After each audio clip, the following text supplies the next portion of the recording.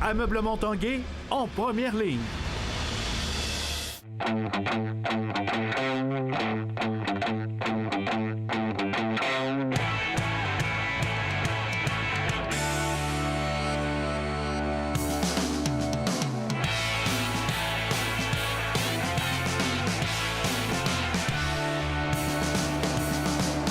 À tous un bon lundi et bienvenue à l'Esprit sportif. On parle aujourd'hui de boxe.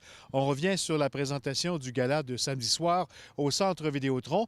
On vous présentera un reportage sur la victoire du gars de Charlebourg, Vincent Thibault. Mais d'abord, parlons de ce gala qui a attiré plus de 4000 spectateurs. Un succès sur toute la ligne en ce qui a trait au spectacle. Retour sur cette belle soirée de boxe avec Stéphane Turcot. Yes. Au déjeuner dimanche matin, Camille et Stéphane étaient ravis. Premièrement, David Lemieux avait retrouvé la légèreté d'esprit.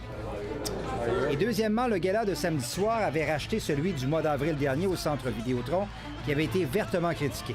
On voulait une chance, une deuxième chance pour faire une bonne première impression. Puis on l'a eu, puis on l'a saisi. Crochet du gauche, le mieux, et un autre, et la tour est au plancher! On savait que Achour est vraiment solide. Là. On savait qu'il y a tout un menton, puis on l'a vu hier. On voulait qu'il fasse des rounds, mais moi, j'avais changé d'avis. Quand il n'a pas fait le poids, David, je dis j'espère qu'il va le knocker rapidement, parce que je veux pas le voir. Oui, c'est avec ça, sa puissance. Ça a failli, mais là, il a fait les 12 rounds, puis Achour, il faut lui donner crédit. Là, il y a vraiment beaucoup de cœur. Puis je peux dire vraiment mission accomplie pour David, là, parce que c'est ce qu'on voulait faire, et pour le gala. Alors, on a livré à Québec le gala de l'année jusqu'à présent. C'est sans équivoque. David Lemieux! Malgré la victoire de David Lemieux, Camille et Stéphane souhaitent qu'il change de catégorie de poids, mais pas nécessairement passer des 160 à 168 livres. Là, je suis rendu à un catchweight, peut-être 164. On va voir. Là. David, il peut faire sa propre division. Là. Il est assez populaire pour pouvoir attirer des bons combats quand même. Je veux pas qu'on soit dans une situation où on risque sa santé là, à 160. À moins que son équipe et lui me convainquent autrement. Là. C'est ça. David, hier, a livré une bonne performance, mais malgré tout, il y a eu des petits moments qui étaient un peu plus fatigués. Donc, est-ce que ça, le poids peut affecter? Je pense qu'il a posé la question, c'est répondre. C'est fort probable, comme Camille le mentionne, qu'on se batte dans un catchweight.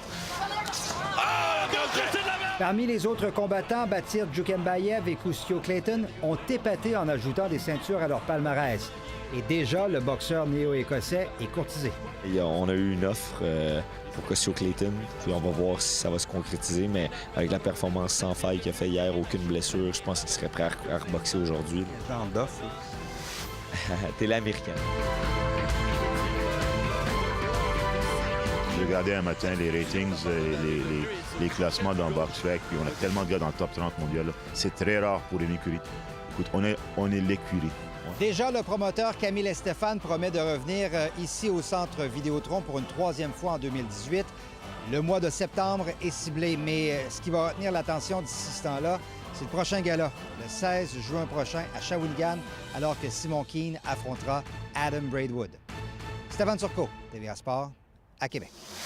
Et au cours de cette soirée de boxe, on surveillait de très près le boxeur de Charlebourg, Vincent Thibault, qui a comblé la team Thibault en l'emportant par décision unanime des juges face à son adversaire argentin.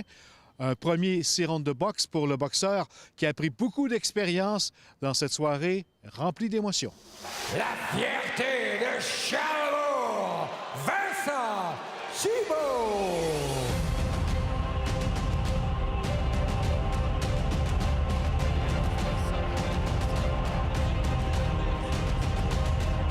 Premier 6 rounds, je suis vraiment content. J'ai quand même su gérer mon énergie. Quatrième round, j'ai senti que la fatigue embarquait, mais je récupère super vite. C'est normal, la première ronde, on s'est fatigué. Il y avait de l'expérience, tu voyais qu'il savait quoi faire pour survivre, qu'il savait quoi faire dans un ring. J'avais de la misère je ne pouvais pas le toucher avec plusieurs shots en même temps. Il fallait que j'aille des shots courts parce qu'il était imprévisible. Il revenait pas tout le temps, mais quand il revenait, il se penchait beaucoup.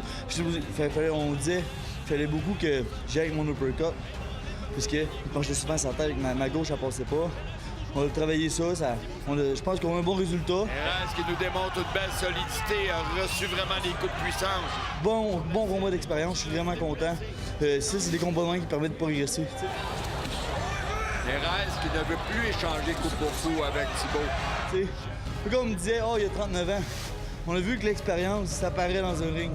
T'sais, ce gars-là s'est affronté à des champions. C'est un tough. Il est là, puis il n'était pas sous-estimé. On l'a pas sous-estimé. On a fait le travail. Je suis vraiment content. On lance un crochet de la main avant qui atteint la cible et une bonne main arrière. Et là, Erez a semblé ébranlé par ce dernier coup. Et une autre grosse main arrière. Juste bouger de toutes les angles. Quand tu sais rouler avec les coups un peu, c'est facile quand même de se débrouiller. Donc là, j'ai dit à un moment donné, non, ça c'est facile. Non, tu veux jouer, ben viens-t'en. Moi, je suis prêt à te prendre dans le viens-t'en. Tu sais, je suis à un moment donné, puis il a pas voulu. Bonne main arrière, et là, Erez a semblé ébranlé par ce dernier coup. Et une autre grosse main arrière. J'ai été plus dans ma bulle. Par contre, oui, c'est sûr que le niveau d'émotion qu'il y avait de tout le monde, la foule, sont incroyables. Ça a donné un gros hype. Le premier round, j'étais vraiment plus... premier round, quand ça a commencé, je dis « OK, prends le temps de t'installer, passer ton jab. » C'est ça, la boxe. Tu peux pas commencer puis ouvrir les gros canons en partant. Je pense que c'est de passer les choses. Puis plus ça va évoluer, plus ça va être ça, tu sais. L'Argentin qui se donne un spectacle. Avec des gars d'expérience, il m'a surpris aussi en rentrant sur moi, comme ça, mais j'ai vu sa force de frappe. J'ai mieux prendre mon temps que commencer à mélanger comme mon premier combat, que j'ai essayé de mélanger, puis on a vu ce que ça a fait, mais on est bien revenu.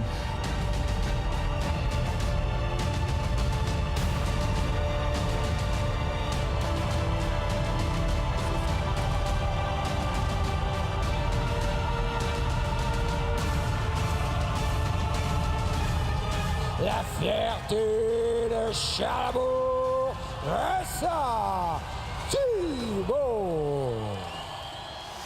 Après la pause, entre autres, on parle des exploits de Jean-François Caron et de Jimmy Pelletier.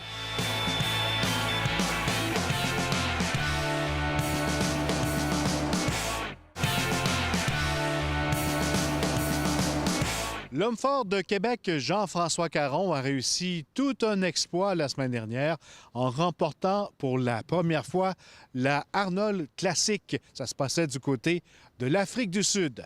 Reportage.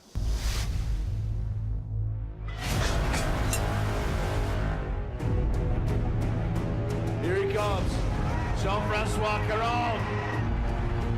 And then there were three. Tu as gagné finalement de compétition du Arnold Classic.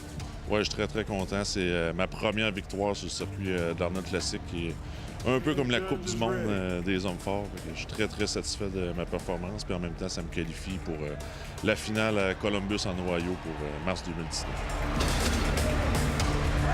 Bien, ça fait 2 ans que je compétitionne sur ce circuit-là. Le circuit a été mis en place en 2016. Puis tous les meilleurs athlètes au monde compétitionnent dans ce circuit-là pour se qualifier pour la finale du Arnold Classic. Puis souvent, j'ai terminé à 2 reprises en 2e position. Souvent des podiums, quelques fois en 4e place également. Mais je savais que j'avais des bonnes chances, malgré que j'étais fatigué du World Strongest Man. C'est seulement une semaine après. Mais quand j'ai donné mon 100 puis tout a bien été. Qu'est-ce qui a fait la différence? Parce que c'est toujours serré entre les 5-6 premiers.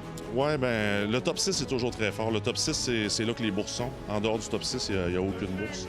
Mais c'est toujours très, très serré. En Australie, je pense qu'entre la première et la 6e position, il y avait 4 points de différence. Toujours très, très serré. Mais ce qui a fait la différence, là, c'est que les épreuves étaient très lourdes en Afrique du Sud. Puis c'est important de ne pas faire de zéro pendant la compétition. Puis on était serré, moi et Jerry Pritchett, qui est un Américain.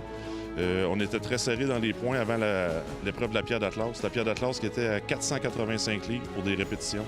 Puis malheureusement pour Jerry, il n'a pas été en mesure de lever la pierre.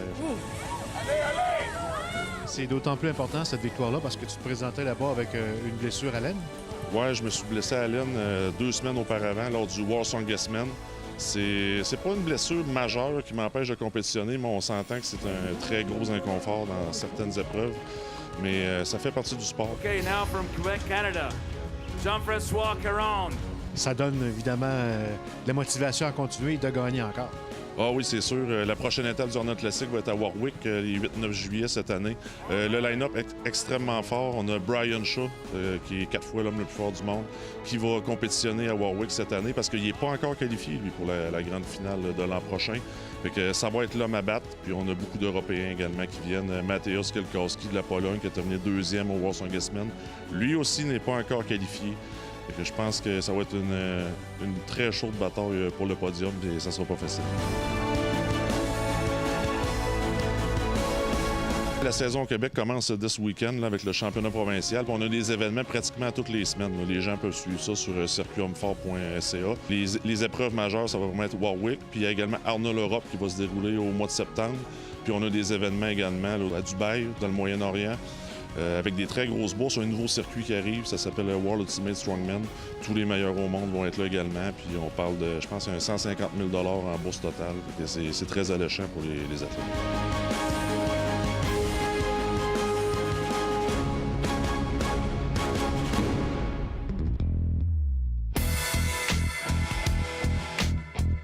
C'est jeudi le 24 mai dernier à 18h53 que l'athlète paralympique Jimmy Pelletier a atteint le sommet du Kilimandjaro après plus de 13 heures d'ascension.